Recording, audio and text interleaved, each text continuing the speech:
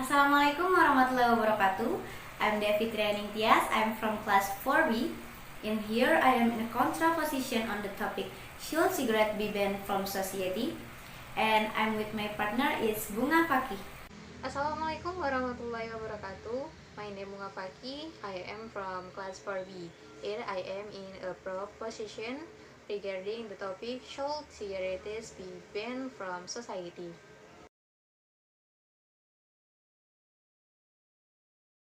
Indonesia is the third country with the most smokers in the world after China and India.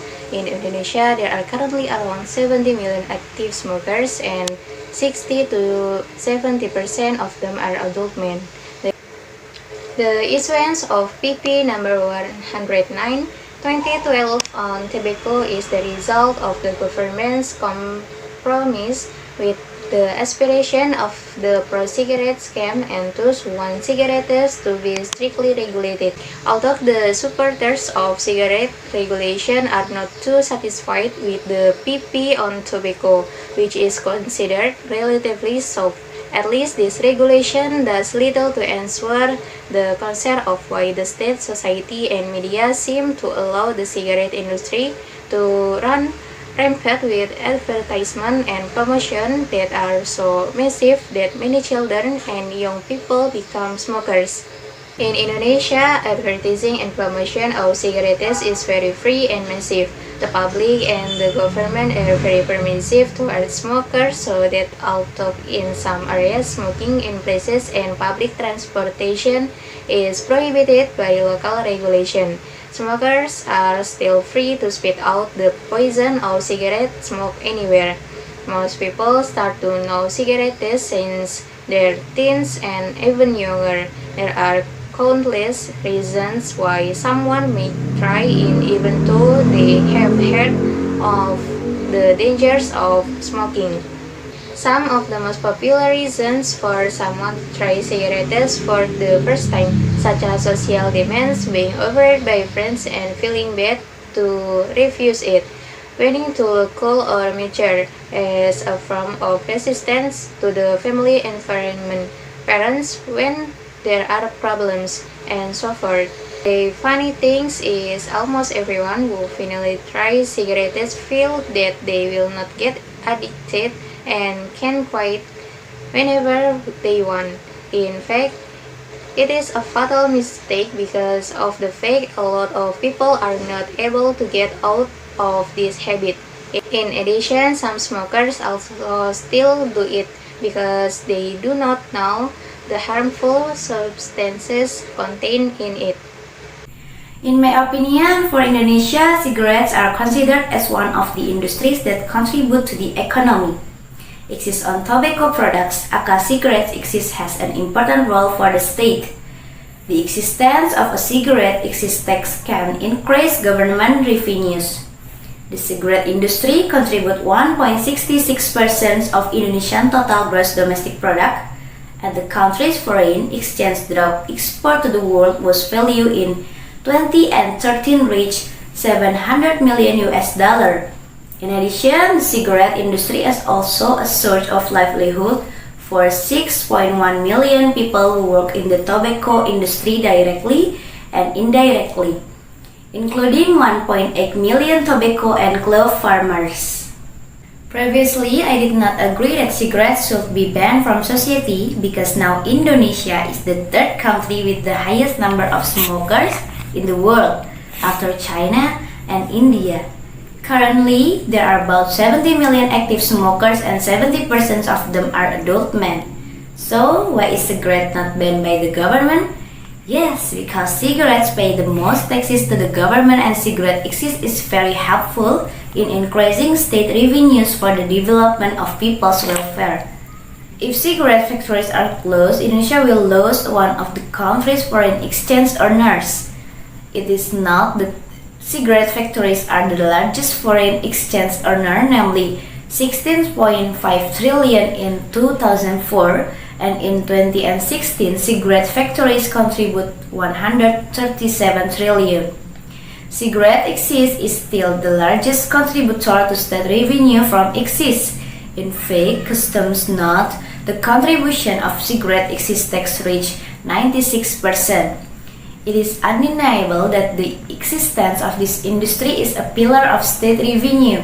This is reflected in the excise revenue target in 20 and 21, reaching 180 trillion Indonesian rupiahs and is expected to increase again this year to 203 trillion Indonesian rupiahs.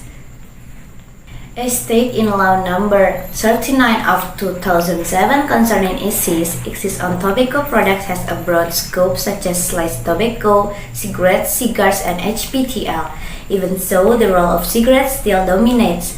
Finance Minister Sri Mulyani Indrawati said the increase in excise rates on tobacco products or cigarettes excise was carried out to protect public health, when the tariff will increase by 12% in 20 and 22. According to him, cigarettes are a dangerous product that must be kept away from the public. Australia's policy of implementing plain packaging is considered detrimental to cigarette producers, including Indonesia. Even Indonesia and 3 countries, namely Honduras, Dominican Republic, and Cuba, sued Australia to the World Trade Agency. Smokers are never forced to smoke by the manufacturer. Cigarette products are controlled goods, so they are not free to be consumed. Control is carried out through excise duty imposed on cigarette producers. In addition, there is a requirement to include a health hazard warning on every pack of cigarette. The existence of controlling cigarette consumption through the withdrawal of excise shows that there is no element of coercion to smoke. In addition, for smokers themselves, arrangements are also made, among others, by giving cigarettes only in certain rooms. Regulatory costs for smokers are taken from the excise duty imposed on cigarette manufacturers. A smoker who is sick because of smoking has been warned outside the package about the dangers of smoking. So one of those people still wants to smoke even though they already know the risk that will be obtained. I don't agree with your opinion because smoking is one of the leading causes of death in the world and is the only legal product that kills up to half of its users. Survey of the Indonesian Association of Public Health Experts in 2007 state that every hour around 46 people die from smoking-related diseases in Indonesia. Smoking habit causes at least 30 types of disease in human. Diseases at rise will depend on the level of harmful substances contained, the period of smoking habits, and how to smoke cigarettes. The younger a person starts smoking, the greater the person's risk of developing the disease when they get older. In one cigarette contains about 7,000 chemicals, 100 types of which are carcinogenic, namely substances that damage genes in the body so that it triggers cancer, such as lung cancer, emphysema, and chronic bronchitis, or also other cancers such as cancer of the nasopharynx, mouth, esophagus, pancreas, kidney, bladder, and uterus.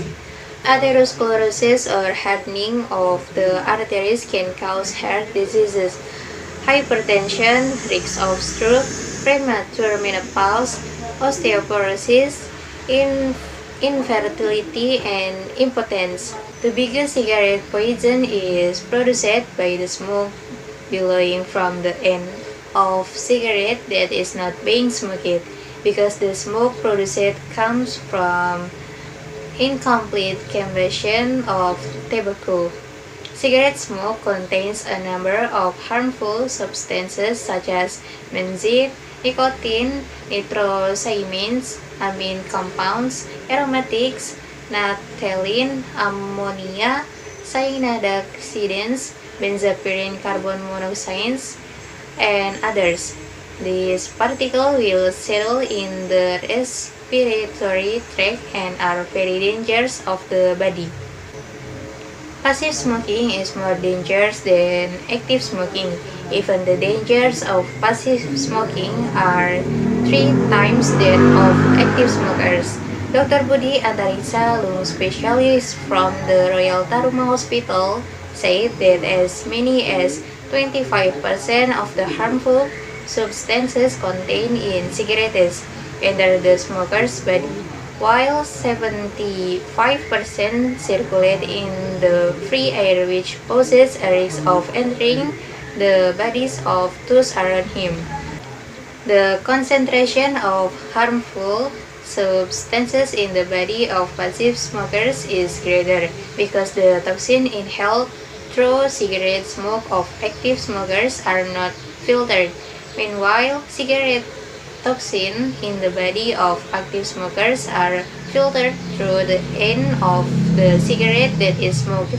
However, the toxic concentration of active smokers can increase if the active smokers return to inhale the smoke he exhaled. However, because active smokers are also passive smokers, the risk of active smokers is much greater than passive smoker, said Dr. Budi Antariksa. In addition, various research results also conclude that female smokers have a 25% higher risk than male smokers. Female smokers have a double risk of heart disease and lung cancer when compared to male smokers. The reason is because women have a smaller body weight and blood vessels than men. Dangers of smoking in women include damage the skin, interferes with the reproductive system, disrupts the menstrual cycle including pain, reduces fertility, increases the risk of breast, uterine, and lung cancer, and other. Therefore, in my opinion, the government should prioritize public health over the revenue from excise fees from cigarettes.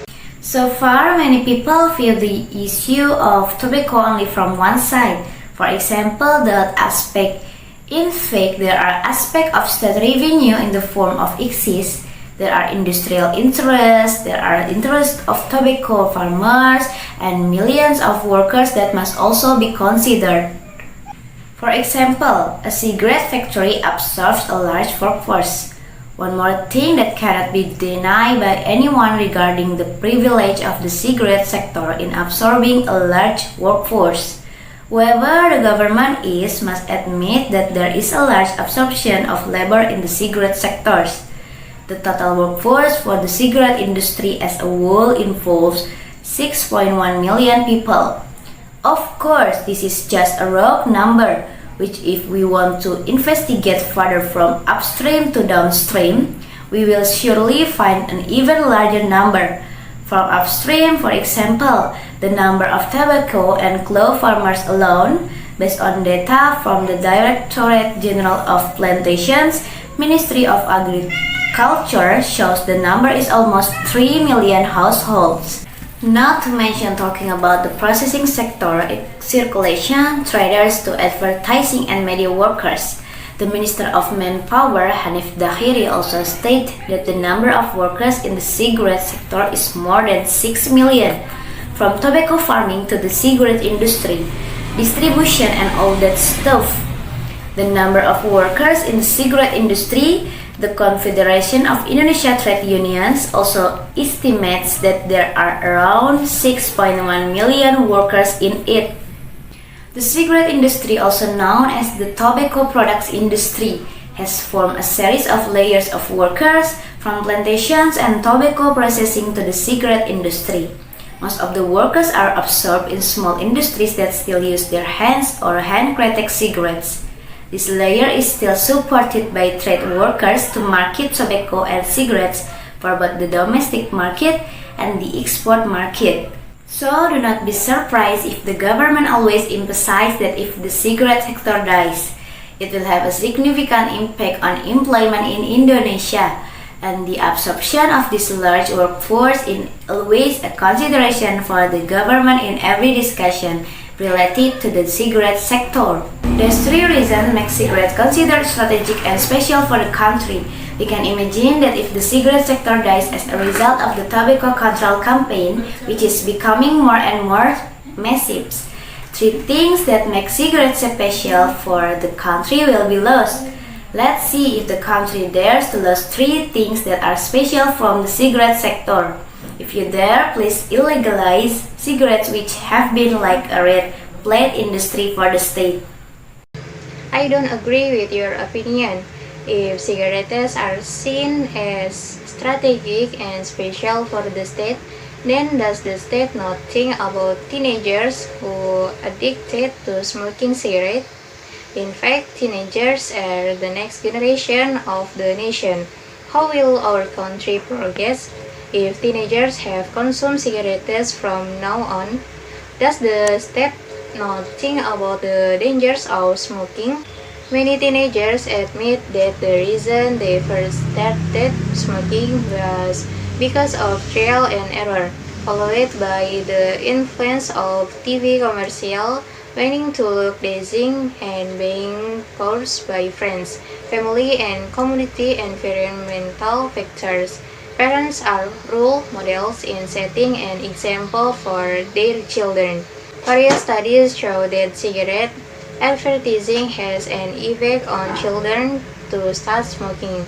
Studies in Indonesia show that 70% of adolescents admit to starting smoking because they are influenced by advertisement. 77% admit that advertising causes them to continue smoking, and 57% say advertisement encourage them to return to smoking after quitting. When a person is addicted to cigarettes, the nicotine contained in tobacco stimulates the brain to release a substance that gives a feeling of comfort, dopamine, thus causing a sense of dependence. To maintain a sense of comfort, there is an urge to smoke again. This is the beginning of the addiction process. Is the country proud to have the next generation addicted to cigarettes? Therefore, I do not agree if the government still turns a blind eye to the negative effect of smoking on health, apart from the positives of smoking for state finances. Okay, may I share my opinion? I still don't agree that smoking should be banned in society. Why? So far, cigarette excise has been the largest contributor to state excise revenues. Customs record the contribution of cigarettes reaches 96%. The policy of increasing cigarette excise duty every year is the mandate of Law Number 36 of 2007 concerning excise. It should be noted that state revenues from the cigarette sector come from the tax and customs sector. There are state levies from excise, value-added tax, income tax, regional retribution tax, not to mention the result of export and import duties on the cigarette sector, which is also of great value. And when it comes to state revenue from the cigarette sectors, over the years it has always experienced a significant increase. Apart from the fact that the state target it to increase, it is also because the cigarette sector is the most realistic and consistent in contributing to state revenue. That is why cigarette factories have been unable to close because cigarettes provide a high excise income for the state, not to mention in terms of VAT, and the income tax of cigarette entrepreneurs is among the highest in Indonesia.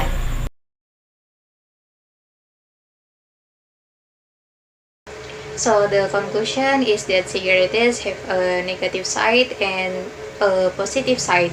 First, in terms of taxes of cigarette excise that helps state revenue, the poverty rate in Indonesia reaches 30 million people with an average income of $2 or equivalent to 20,000 per day.